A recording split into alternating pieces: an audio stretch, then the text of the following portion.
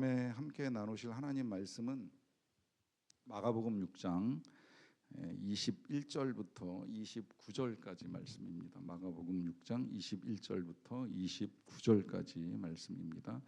신약성경 63면 21절부터 29절까지 말씀입니다. 하나님의 말씀을 저와 여러분들이 한 절씩 교독하고 마지막 절은 합독을 하도록 하겠습니다.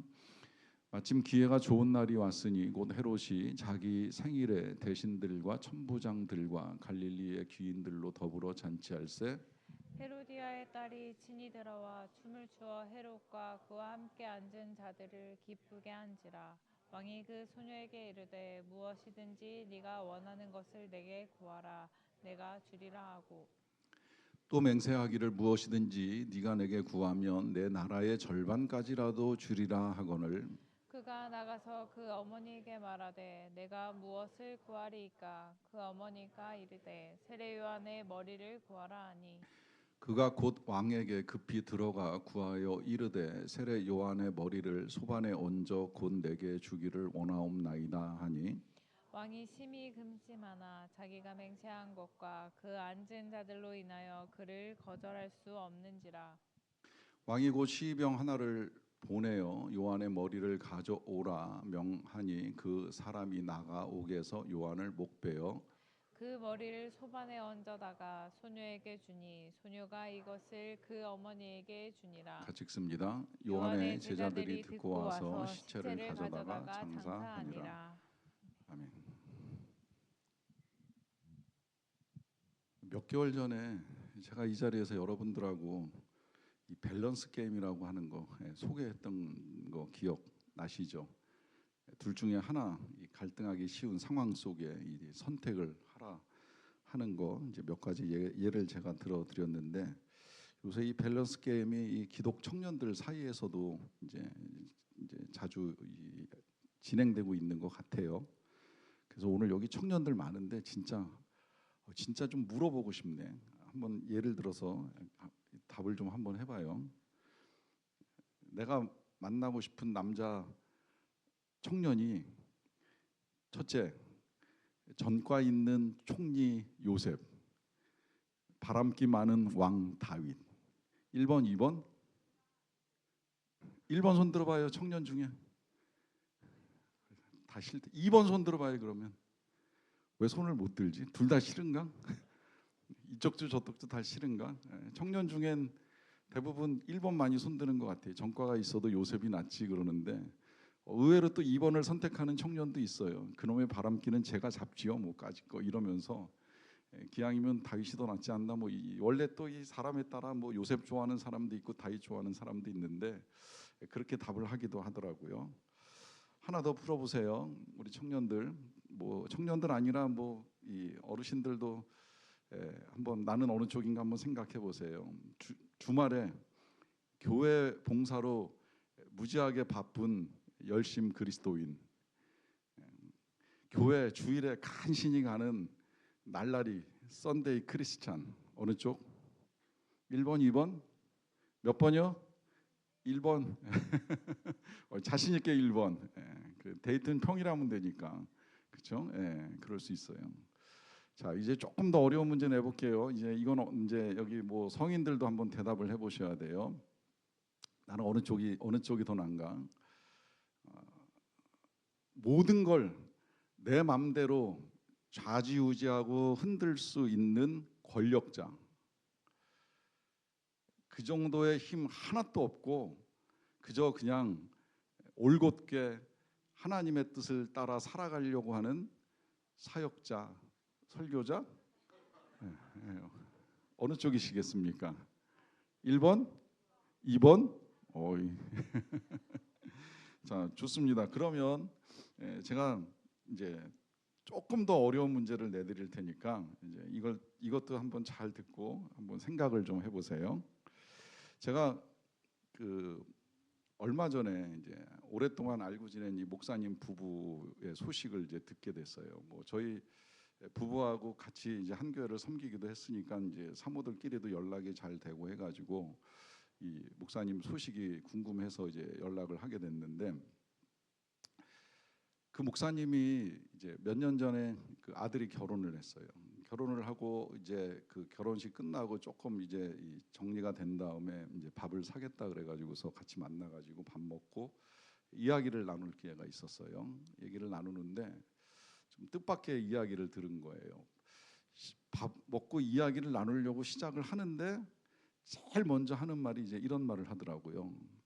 저희는 마음의 준비가 돼 있습니다. 그러더라고요. 그래서 이게 갑자기 뜬금없이 뭔 소린가, 무슨 마음의 준비가 됐다는 거야, 이제 이런 생각을 하면서 무슨 얘기를 하는 거냐고 그랬더니 아들이 장가를 갔고 결혼한 지 몇 개월 되지 않았는데 얘네들이 혹 이혼할지도 모르는 것에 대한 마음에 준비가 돼 있다는 거예요. 그래서 갑자기 왜 그렇게 말을 하느냐라고 했더니 이 목사님 말씀이 얘들 결혼해서 사는 거 보면 오래 갈 것 같지가 않아요 그러더라고요. 그래서 그 이야기를 들으면서 제가 그랬죠. 아니 오래 갈 것 같지 않다니 목사가 이렇게 믿음 없는 소리를 하는가. 오래 갈 수 있도록 기도를 해줘야지 이제 하면서 그 아들의 상황에 대한 이제 이야기를 어느 정도 이제 듣게 됐어요. 그러고 나서 어느새 보니까 이제 시간이 1년 넘게 흘렀는데 그 동안에 이제 연락을 계속 주고받지를 못하고 있다가 잘 지내고 있는지 잘 살고 있는지 또 목사님 사역은 어떤지 해가지고 이제 최근에 이제 연락을 하게 된 거예요. 그런데 연락하자마자 그 동안에 있었던 이야기를 이제 다 듣게 된 거죠. 이야기는 좀 안타까워요. 결국은 이제 아들이 이혼을 했다는 거예요. 근데 이 이혼의 과정이 들어보니까 굉장히 어려웠어요. 왜 어려웠냐면 이제 생각보다 며느리가 굉장히 힘들게 한 거예요. 몰랐는데 이제 아들이 거의 뭐 2년 가까이 맞고 살았고 마지막에는 이제 물려가지고 이렇게 여기 팔에 이빨 자국까지 날 정도로 이제 물렸다는 이제 말씀까지 하시면서 이제 그걸 처음에는 이제 부모님이 걱정을 할까봐 또 아버님 목회에 이제 이 지장이 될까봐 말도 안 하고 이제 숨기고 살았는데 이제 결국은 참다 못 참고 결국은 이제 헤어지기로 해서 이제 간신히 지난 이제 10월 달쯤에 이제 정리가 돼서 이혼을 했다라고 합니다. 그래서 이제 그 아기는 이제 며느리가 데려가기는 했는데 뭐 한 달에 2번 면접 교섭권을 가지고 만나기는 하지만 그 만날 때마다 어쨌든 며느리를 봐야 되는 그 이 아들의 불편함도 이루 말할 수가 없고 하다 보니까 여전히 이제 굉장히 힘든 시간을 보내고 있다라고 하는 이제 말씀을 하시더라고요. 제가 여러분들한테 질문하고 싶은 건 여기서 여러분들에게 질문하고 싶은 건 그렇게 못되게 아들을 괴롭히다가 떠난 며느리와 그리고 그 며느리한테 시달려서 고생하다가 결국 30살밖에 안 됐는데 돌싱으로 남게 된 아들하고 누가 더 불쌍해요? 1번이에요, 2번이에요? 누가 더 불쌍하다고 생각을 합니까, 여러분? 뭐 물어보나 마나 아들이 불쌍하지. 여자 잘못 만나가지고 고생하다가 결국은 뭐 만 30살에 돌싱으로 돌아온 이 아들이 불쌍한 거 아닌가 이렇게 생각하는 건 뭐 저도 틀리지 않다고 생각은 해요. 그런데 이제 이 질문을 하는 이유가 있어요, 여러분. 왜 제가 이 질문을 여러분들께 드리느냐면 이게 이제 오늘 여러분들의 기도에도 어쩌면 제가 또 이제 더 큰 도전을 드릴지 모르겠는데 제가 그런 내용을 이제 듣고서 우리 가족들이 그 사실들을 뭐 다 알아요. 우리 딸도 그 집하고 한 교회에서 섬겼기 때문에 그 아들이 어떤 아들인지 초등학교 때 이제 봤던 기억을 어렴풋이 가지고 있는 거예요. 그런데 그 이야기를 전해들은 우리 딸이 얘기를 다 듣고 나서 저한테 그런 질문을 하더라고요. 아빠, 왜 그래? 도대체 뭐야? 왜냐하면 그 아빠 목사님, 엄마 사모님이 그 아들을 위해서 기도 많이 했을 거 아니야. 그 아들 장가 보내기 전에 기도 안 했겠어? 결혼한 다음에 기도 안 했겠어? 보내기 전에도 좋은 배우자를 위해서 기도했고 결혼하고 난 다음에도 며느리를 위해서 기도를 했을 텐데 지금 그 집에서 겪고 있는 그 일은 뭐야? 하는 질문을 합니다. 여러분 어떠세요? 이 질문에 여러분들 어떻게 답하시겠습니까? 오늘 우리는 또 다시 기도하러 나왔잖아요. 이 기도 속에는 뭐 여러 가지가 있을 거라고 생각을 하지만 뭐 많은 경우에 우리가 우리의 자녀들을 위해서 기도를 하겠지요. 그럼 우리가 그 자녀들을 위해서 기도할 때에 우리의 자녀들의 삶, 뭐 혹 이 중에는 정말 나는 기도한다고 했지만 내가 겪어나가는 현실이나 결과는 내 기도대로 되지 않을 때 똑같은 질문 하실 수 있는 거 아니에요? 그럼 우리의 기도는 뭐지? 우리가 우리의 자녀들을 축복하고 우리의 가족들을 위해서 기도를 하는데 정말 기도가 유용한 것인가? 응답이 되는 것인가? 도대체 이 삶이 어떻게 되는 것인가? 라고 하는 질문을 할 수밖에 없잖아요. 자, 그 질문을 가지고 이제 오늘 본문을 좀 함께 들여다봤으면 좋겠어요. 사건은 아시죠? 우리가 지난주에 이제 앞부분을 먼저 잘라서 읽었습니다. 잘라 읽은 내용은 이 요한이 헤롯에게 쓴소리하는 설교자였어요. 그런데 아무 힘이 없다 보니까 정말 세상을 마음대로 휘두를 수 있는 권력을 가진 헤롯이 이 요한을 잡아가지고 옥에 가두었어요. 참 아이러니하게도 이 헤롯은 그런 권력이 있음에도 불구하고 또 요한이 하는 말은 이 귀담아 듣고 하였다라고 하는 이야기를 우리가 보기는 봤습니다. 번민을 하면서도 달갑게 들었다라고 하는 것이 성경의 말씀이었어요. 그런데 듣기는 들었지만 들은 대로 살지 아니함으로 말미암아 결국 그는 이제 이 요한을 옥에 가둔 다음에 이제 벌어지는 일이 이제 오늘 본문이라고 보시면 되겠는데요. 21절이 이렇게 시작을 합니다. 마침 기회가 좋은 날이 왔으니 곧 헤롯이 자기 생일에 대신들과 천부장들과 갈릴리의 귀인들로 더불어 잔치를 한다 그래요. 자, 저는 요 기회가 좋은 날이라는 표현이 설교하기 직전까지도 조금 의문이기는 해요. 무슨 기회지? 어떤 기회지? 아무리 생각을 해봐도 제 생각에는 헤롯이 요한을 죽일 날밖에는 생각이 안 되는 거예요. 죽일 기회. 어쩌면 헤롯도 요한을 죽일 생각을 하고 있었나 하는 의문이 들어요. 그거 아닌다며야 뭐 기회 그러면 보통은 좋은 의미로 사용이 되어야 하는데 그런 의미로 해석을 하기에는 오늘 본문의 결과는 이제 너무나 불행하다 보니까 이건 아마 헤롯 입장에서 이제 좋은 날이 아닐까 이제 이렇게 생각이 되고 또 그렇게 생각을 하는 이유 중에 한 가지는 이날이 잔칫날이잖아요. 생일날이에요. 그래서 천부장들, 갈릴리의 귀인들 다 불러가지고 잔치를 하는 이제 그런 날입니다. 그런 날에 이제 이 잔치의 기쁨을 더하는 일이 생기게 됐죠. 그것은 이 헤롯과 이제 뒤늦게 다시 결혼을 하게 된 헤로디아라고 하는 여자의 딸 살로메가 이 자기의 이제 의붓 아버지가 된 헤롯을 위하여서 이 잔칫날에 춤을 추는 일이 일어난 거예요. 그 잔치에 흥을 더하기 위해서 이 여자아이가 들어와서, 근데 소년은 아닐 수도 있다라고 추정을 합니다. 왜냐하면 이 어린아이가 보는 앞에서 이 요한의 목을 자르는 일을 하고 아이도 그것을 함께 봤기 때문에 이게 어린아이가 아니라 성인이 된 처녀가 아니었을까 이제 보통 그렇게 해석을 하는데요. 어찌되었건 뭐 이 젊은 여자아이가 춤을 추는 것으로 이 잔치에 흥을 더하고자 했고 또 실제로 이제 헤롯이 흥이 더하는 일이 있다 보니까 그 흥분 가운데 하는 말이 23절입니다. 또 맹세하기를 무엇이든지 네가 내게 구하면 내 나라의 절반까지라도 주리라 합니다. 이 말은 나는 이 나라의 절반이라도 떼어서 너한테 줄 수 있는 권력이 있는 사람이고 또 이 나라의 모든 것을 내 맘대로 좌지우지할 수 있다 이제 이렇게 생각을 하고 있다는 거예요.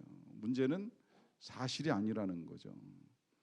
실상 헤롯은 그만한 권력을 가진 사람이 아니에요. 아니라고 말씀을 드리는 이유는 당시 이미 이스라엘은 4개의 지역으로 나뉘어져서 각각의 분봉 왕들이 다스리고 있었어요. 그 중에 한 명이 이제 헤롯이고 또 건너편에 헤롯의 동생인 빌립이 다스리는 지역도 있고 그 전체를 총괄하는 총독 빌라도가 있었을 뿐이지 사실 본인의 권세가 그렇게까지 대단하지도 않은데 그는 마치 정말 자기가 뭘 다 마음대로 주무를 수 있는 권력을 가진 사람인 것처럼 말을 하고 있습니다. 왜 그럴까요? 요거 사람 심리 좀 보실 필요가 있는데요. 지금 헤롯이 이 죄를 저지르는 출발점에는 욕심이 있었어요. 그 욕심은 이제 권력에 대한 욕심과 이 여인에 대한 욕심까지 합쳐지면서 이복 동생의 부인이었던 이 헤로디아를 자기가 취하는 욕심을 채우잖아요.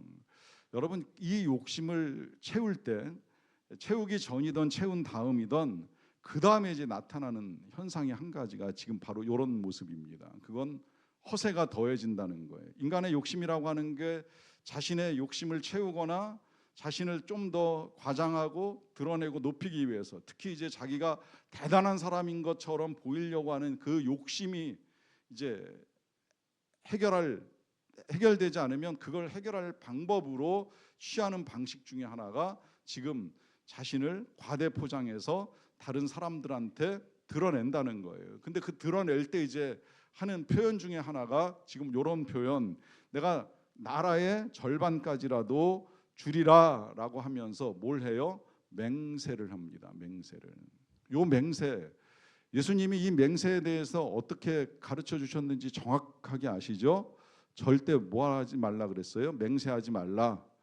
위로 하늘에 대고 아래로 땅에 대고 심지어 뭐 성전에 대고 아니면 자기 머리카락에다 대고 뭐 내가 이거 해가지고 뭐 이거 안 지키면 내 머리가 뭐 흰머리가 될 거야 라고 하는 식으로 함부로 맹세하지 말라라고 말씀을 했습니다. 왜 그랬을까요? 맹세는 허세입니다. 맹세는 허영이고 허풍인 거예요.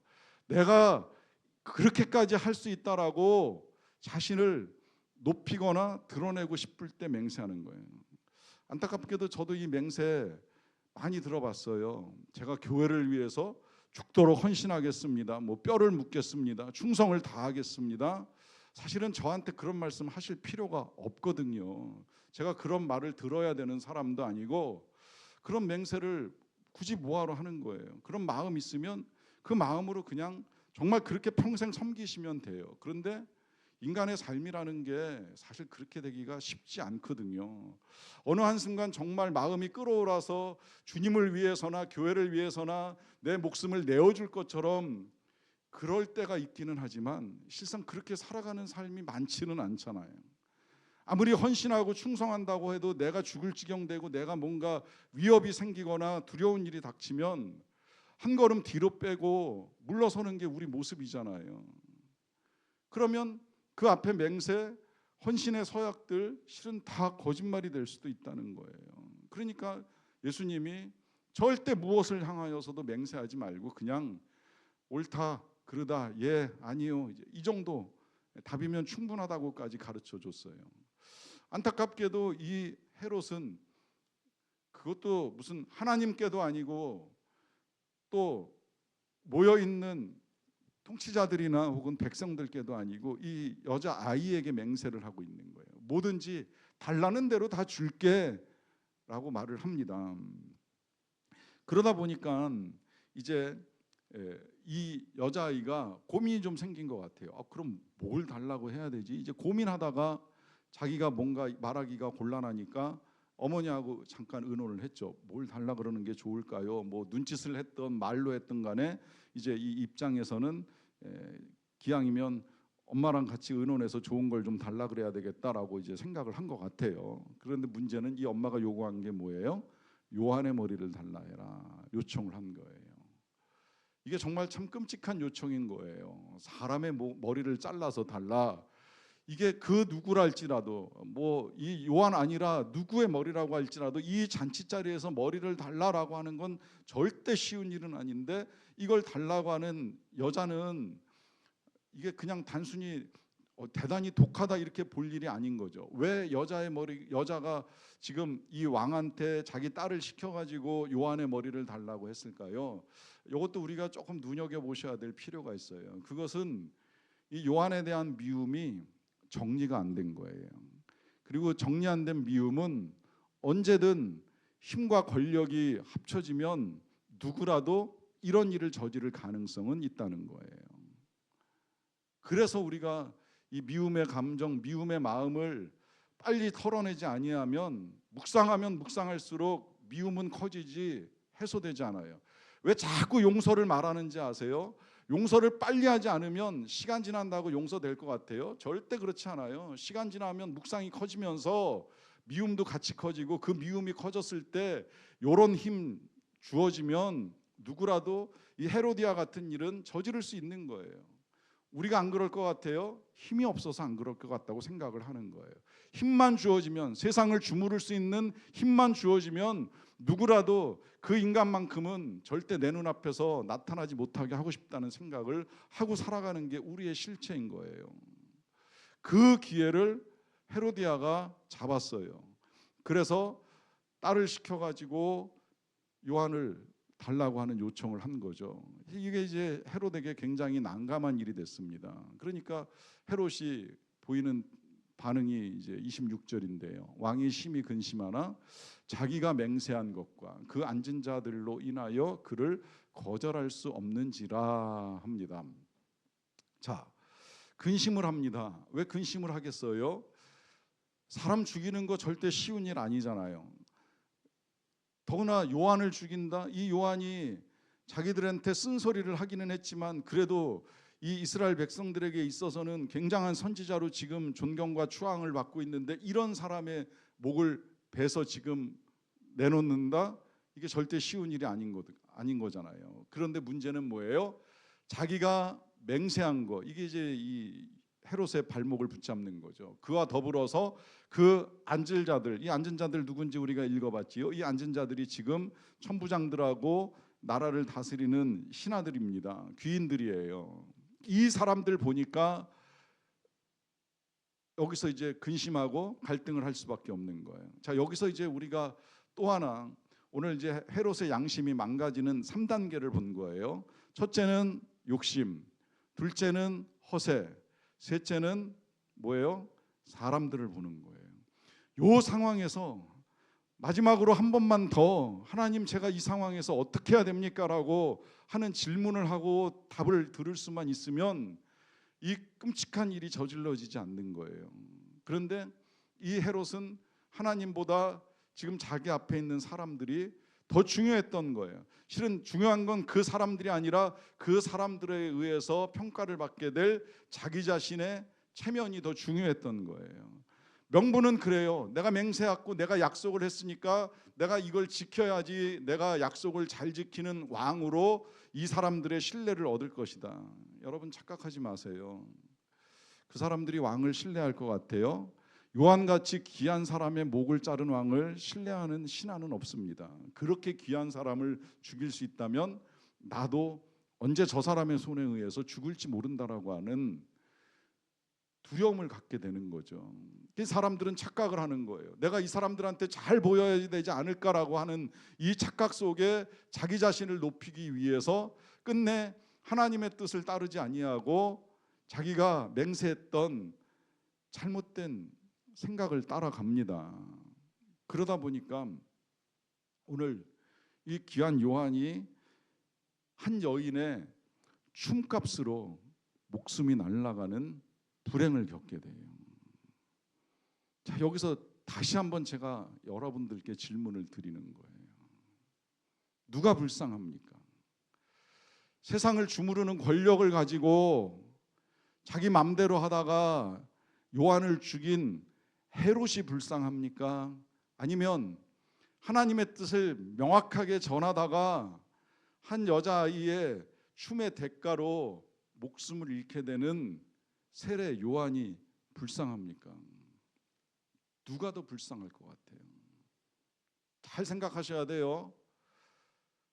이 생각도 하나님이 보시는 관점에서 이걸 풀어가지 아니하면 우리가 오해하고 착각을 할 수 있어요. 제가 그래서 아까 여러분들한테 서두에 드렸던 그 목사님 아들의 상황과 같이 빗대어서 요한을 한번 생각을 해봤어요. 요한은 어떤 인물이었나 생각해 보세요. 요한 뱃속에 잉태가 되기 전부터 오랜 시간 그 아버지 사가랴와 어머니 엘리사벳 사이에 기도가 있었어요. 분명히 하나님은 이 요한이 잉태되게 된 것은 너의 간구가 하나님께 들린지라라고 천사를 통해서 요한에게 말씀해 주셨어요. 그러니까 잉태 전부터 오랜 세월 기도를 했는데 문제는 이제 이게 응답이 안 되고 긴 세월이 흐르다 보니까 그 기도가 끝까지 이어졌는지 모르지만 어찌됐건 하나님이 응답하신 기도로 이 아이가 엘리사벳의 몸속에서 잉태가 됐잖아요. 자, 그리고 잉태되고 출산하기까지 이 부모가 9달 10달 동안 기도 안 했겠습니까? 당연히 기도했겠죠. 더구나 그가 주의 길을 예비하러 이 땅에 오는 요한이라고 하니 더욱 이 아이가 정말 잘 자라서 엄청난 사역을 감당하기를 위해서 부모가 뱃속부터 많은 기도를 했을 거예요. 자, 그러고 난 다음에 이제 요한이 태어났어요. 요한이 태어나고 나서 사가랴의 입이 열린 거 아시죠? 그 입이 열렸을 때 사가랴가 얼마나 감격스러운 찬양을 불렀습니까? 장차 오실 예수님을 향해서도 찬양을 했고 그 예수님의 길을 준비하게 될 아들, 이 아들이 이제 장차 이런 사역을 하게 될 것이다라고 하면서 찬양을 했어요. 이 찬양한 사가랴가 이 요한이 성장하는 동안에 당연히 기도를 했겠죠. 어머니 엘리사벳도 신실한 여인이니까 매일같이 기도를 했을 거예요. 우리 아들이 예수님을 위해 귀한 사역을 감당하게 해주세요. 주의 길을 잘 예배하는 자가 되게 해주세요라고 그가 성장하는 동안에 얼마나 많은 기도를 쌓았겠어요. 자, 그리고 그 기도뿐만이 아니에요. 요한 자신이 세상에 나오기 전에 어디에 있었다 그래요? 빈들에 있었다 그러잖아요. 빈들에서 뭐 했겠습니까? 기도 말고 할 게 뭐가 있어요? 빈들에 나가는 건 하나님을 만나기 위해서 나가는 것이고 그 광야 빈들에서 메뚜기 먹고 석청 먹으면서 제대로 입지도 못하고 그냥 짐승 가죽 뒤집어 쓰고서는 하루 종일 할 수 있는 게 뭐였겠어요? 기도밖에 없는 거예요. 그 기도하다가 30살 됐어요. 만 30살. 예수님하고 몇 개월 차이도 안 나니까요. 그리고 사역 시작하고 얼마 되지 아니하여 가지고 감옥에 들어가고 그리고 감옥에 갇혀 있다가 죽습니다. 이렇게 인생이 끝나요. 감옥에 있는 동안에 심지어 그도 그래서 어쩌면 갈등을 했는지 몰라요. 정말 내가 지금 예수님의 길을 예비하러 온 사람이 맞나? 본인도 답답하니까 제자들 보내가지고 예수님 당신이 정말 맞아요? 하는 질문까지 하는 사건이 있었잖아요. 본인은 본인대로, 부모는 부모대로 절대 쉽지 않은 일이 벌어지는 거예요. 그런 요한의 삶, 여러분 어떻게 생각하십니까? 누가 더 정말 불쌍한 사람입니까? 요한이 불쌍한 사람입니까? 요한을 죽인 헤롯이 불쌍한 사람입니까? 여러분 여기서 이제 우리가 잘 이해하셔야 되는 것이 이 요한을 누구의 관점으로 볼 것이냐라고 하는 말씀을 드렸잖아요. 어떤 관점으로 볼 것이냐. 사람의 눈으로 봤을 때 그렇게 이른 나이에 장가도 못 가고 사역하다가 순교당한 이 요한 불쌍하다 보실지 모르겠어요. 그런데 예수님의 평가는 좀 다릅니다. 예수님이 마태복음에서 이런 말씀을 하시죠. 내가 진실로 너희에게 말하노니 여자가 낳은 자 중에 세례 요한보다 큰 이가 일어남이 없도다 그래요. 요 뒤에 그러나 천국에서는 극히 작은 자라도 그보다 크니라라고 하는 이 말씀은 세례 요한이 작다는 말씀을 하시는 게 아니에요. 오해하지 마세요. 여기 요 뒷부분은 천국에서는 지극히 작은 자라고 하는 이 말은 이제 예수님의 구원, 십자가 사건과 부활을 알고 천국에 들어간 자의 입장에서는 세례 요한하고는 상황이 좀 다르죠. 세례 요한은 십자가를 몰라요. 부활도 몰라요. 뭐 천국에서 나중에 들었을지는 모르겠지만 십자가도 부활도 경험하지 못하고 듣지도 못하고 하나님의 나라로 가게 됩니다. 그러니까 어떤 면에서는 우리보다 예수님에 대해서 듣지 못하고 가는 면에 있어서의 작다는 것이지 그분 자체가 작은 게 절대 아니라는 의미예요. 그분은 뭐라고 이야기해요? 여자가 낳은 자 중에 세례 요한보다 큰 사람이 없다고 하는 거예요. 뭐예요? 세례 요한이 가장 귀하다고 말씀을 하시는 거예요. 바로 이것입니다. 여러분, 우리의 평가는 둘러앉은 사람에 의한 평가가 중요한 것이 절대 아니라는 거예요. 누가 나를 어떻게 보느냐가 중요한 게 아니에요. 함께 앉아있는 자리에서 이 사람들이 나를 어떻게 보느냐가 중요한 것이 아니라는 이야기예요. 예수님이 나를 어떻게 보시는가, 예수님이 세례 요한을 어떻게 보시는가? 예수님은 세례 요한의 삶이 불행하다고 말씀하지 않으셨어요. 그의 인생이 잘못됐다, 불쌍하다 말씀하지 않으셨어요. 그는 큰 자다. 여자가 낳은 자 중에 그보다 큰 자가 없을 만큼 그는 귀한 하나님의 사역을 감당한 사람이라고 예수님이 인정해 주시는 거예요. 이거면 충분한 거예요. 여러분, 이 사실 늘 잊지 마세요. 계속해서 제가 복음 나눌 때마다 강조해 드려요. 앞에 복음 나누신 분들한테 아주 많이 말씀 못 드린 거에 대해서 좀 안타깝게 여기는데, 자꾸 사람의 평가 때문에 내가 몇 점이라고, 내가 나를 평가하면서 내가 몇 점이라고 스스로 점수 매기고 안타깝게 여기지 마세요. 여러분, 하나님의 평가가 가장 중요하고, 여러분들을 향한 하나님의 평가는 뭐예요? 내 사랑하는 자, 내 기뻐하는 아들이라. 이게 저와 여러분들을 향한 하나님의 평가인 거예요. 이 평가가 이미 다 끝났어요. 내가 남에게도 평가를 받지 아니할 뿐더러 나도 나를 평가하지 아니하노라라고 하는 사도 바울의 고백이 정확한 고백인 거예요. 주님의 평가만 있으면 되는데 사람들 평가받으려고 애를 쓰다 보니까 이런 헤롯 같은 허세가 나오고 욕심이 나오고 사람들을 의식하면서 하지 않아야 될 일을 저지르고 불쌍한 인생이 되는 거예요.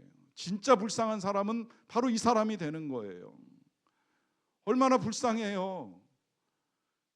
잠시 자기 생일에 잔치하겠다고 기뻐서 날뛰다가 하나님의 사람을 몰라보고 죽여서 잔치의 흥을 깨버리고만은 그걸로 끝나는 게 아니잖아요. 끝내 주님이 이 땅에 오신다는 이 구원의 사건조차도 알지 못한 채 인생이 마감되는 이 영혼이 불쌍한 거죠. 제가 그래서 이 말씀을 보면서 그런 생각이 들었어요. 그 목사님의 아들이 불쌍할까, 며느리가 불쌍할까? 감사하게도 그 목사님의 아들이 결혼에 실패하고 아버지 집으로 돌아와서 교회 사택에서 다시 부모님과 기거를 하면서 교회에서 봉사를 시작했다 그러더라고요. 그래서 제가 들으면서 참 그 용기가 대단하다고 생각을 했어요. 그러기 쉽지 아니한데, 근데 이제 부모님이 권고를 했죠. 갇혀 있을 것만 아니고 숨길 일도 아니고, 이미 그 교회에서는 아들이 이렇게 되돌아가게 됐다는 사실도 밝혔으니 그냥 뭐라도 조금씩 해보자라고 해가지고 이제 교회에서 할 수 있는 사역들을 감당을 해나간다라고 하더라고요. 거기까지 들으면서도 생각이 드는 거예요. 그 아들 힘들었고 목사님 사모님도 얼마나 마음고생이 심했을까 하는 걸 제가 모르는 바는 아닌데, 어떻게 보면 그 며느리 불쌍하다, 아직도 자기가 얼마나 악한지, 얼마나 죄 가운데 있는지, 그리고 어떻게 해야 회복이 되는지 모르고 살아가는 그 삶, 언제 어디서 어떻게 구원을 받게 될지 참 안타깝다는 생각이 드는 거예요.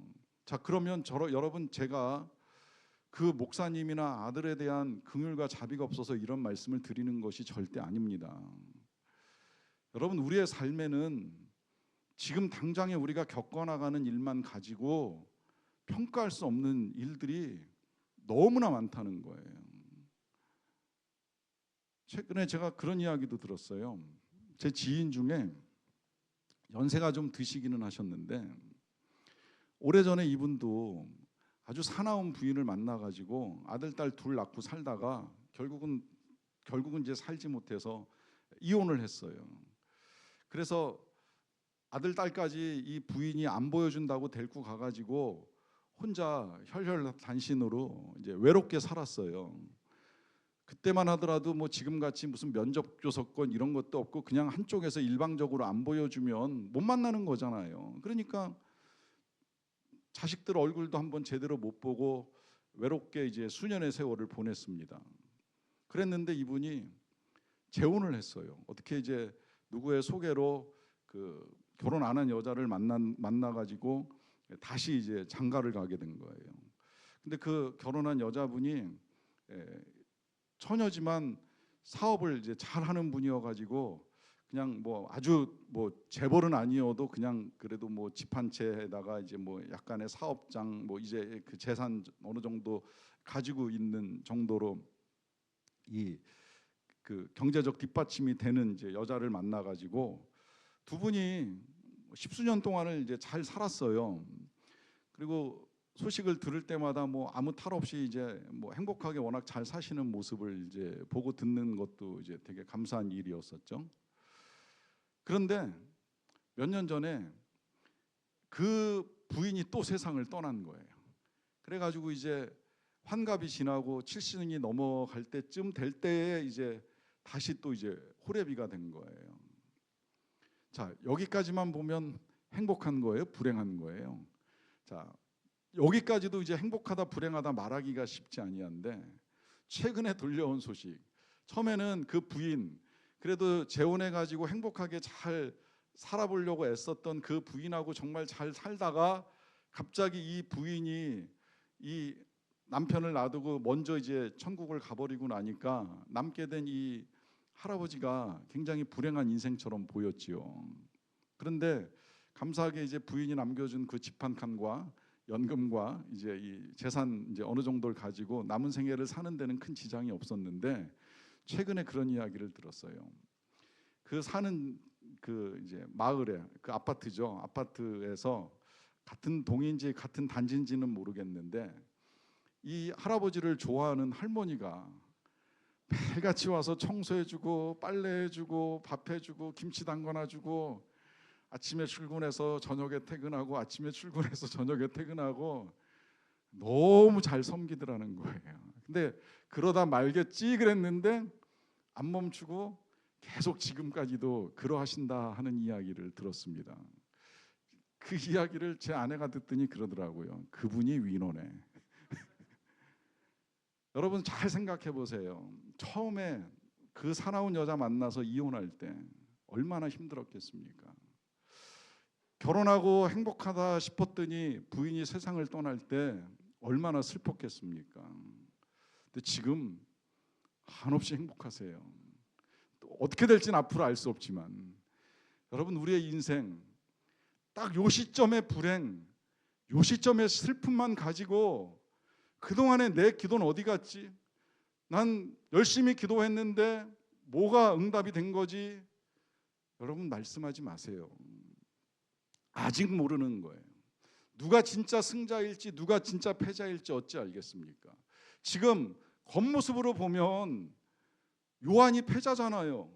헤롯이 승자잖아요. 누가 살았고 누가 죽었습니까? 헤롯은 살아있고 요한은 죽었어요. 그러면 당연히 요한이 패자처럼 보이잖아요. 근데 이 중에 누가 요한을 패자로 인정하겠습니까? 누가 요한이 패자라고 말할 수가 있겠어요? 요한은 실패자가 아니에요. 패배한 인생이 아니라는 거예요. 헤롯 죽기 전에 이미 그는 지옥에 떨어진 거나 다름없는 생애를 보내는 거예요. 왜? 왕궁에 있다고 천국일 것 같아요. 몸은 왕궁에 있지만 마음은 이미 지옥인 거예요. 그러니까 예수의 소문을 듣자마자 그가 뭐라 그러는 거예요? 내가 목 베어 죽인 요한이 살아난 거 아니야? 왜 이 말이 나오겠습니까? 계속 두려움에 시달리고 무서움에 벌벌 떨고 있는 거예요. 그러니까 예수님의 능력, 예수님의 말씀 듣기만 해도 요한 아니야? 할 정도로 그는 이미 왕궁에서 지옥을 살고 있는 거예요. 누가 감히 그를 승자라고 말할 수가 있겠습니까? 여러분 진정한 승리는 하나님의 백성에게 있는 거예요. 그가 비록 30을 살다 죽을지언정 30을 살다 불행을 겪을지언정 절대 패자라고 생각할 일이 없는 거예요. 왜? 우리에겐 영원하신 아버지 하나님이 계시잖아요. 우리를 인정해 주시고 우리를 사랑해 주시고 우리를 기뻐해 주시는 하나님이 살아계시잖아요. 그분을 믿으면 되는 거예요. 그래서 저와 여러분들이 다 승리의 기쁨 누릴 수 있게 되시기를 축원합니다. 기도하겠습니다.